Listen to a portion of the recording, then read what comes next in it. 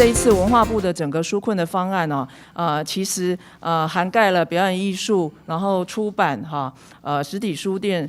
视觉艺术、那电影映演、影视制作、流行音乐、博物馆、地方文化馆、社区营造、有形及无形文化资产的推广。不过，我想大家最关心的是说，我可不可以申请？所以如果是在这一些范围里面，上中下游的事业跟自营工作者、无一定雇主的这些案子的朋友都可以申请。那么包含表演艺术团队、书店、画廊。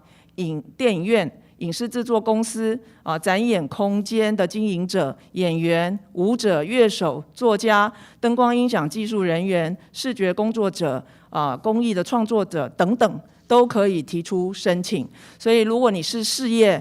或者是你是自营作业者，都可以提出申请。那我们当时这样的规划的一个核心的想法，就是我们对艺文产业的纾困最重要的目的是在支持整个产业里面的艺文工作者一起渡过难关，让人才不要流失，让理想不被放弃。那疫情过后，振兴才有可为。所以要怎么申请？我们其实已经从3月